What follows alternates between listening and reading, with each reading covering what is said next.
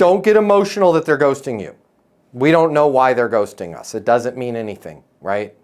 The wife could be having a baby. I don't know. The kid could have broke their arm. I don't know. They just could be lazy and unskillful. I don't know. Don't care. But what we're not going to do is remind them that they're ghosting us. Here's the other thing that we're not going to do. We're not going to start sounding drunk and desperate and emotional like this was a date, right? Like, oh, I haven't heard from you and just let me know either way. We're not doing any of that stuff. I'm giving you permission at any time. All of you, I am giving you permission. You are all adults to stop calling people. Never ever tell them, this is the last time I'm going to call you. That's for people that meet other people at the bar that get their numbers blocked, okay? Like, it's just not skillful. So here's what you're going to say.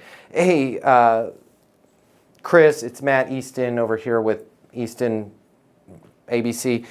Wanted to make sure that you had the contracts to execute so we can get the program in place, take you from, and I don't remember the amount, what was it, 3 million to 5 million, something like that.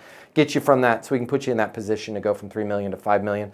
I'm going to re-email them to you right now, and I'm on my mobile, 720-660-3202. And then you're going to say that exact same message, which is where I was going with, I think it was Steven.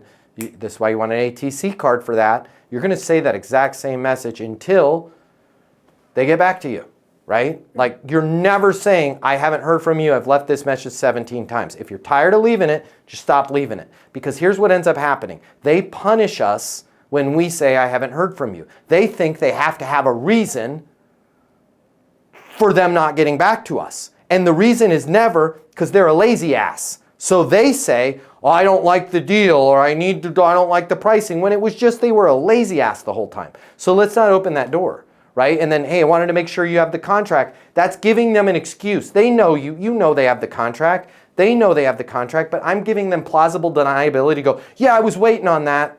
Cool, I'm glad you have it now, right? Boom, and then you're good. So just repeat that message over and over again.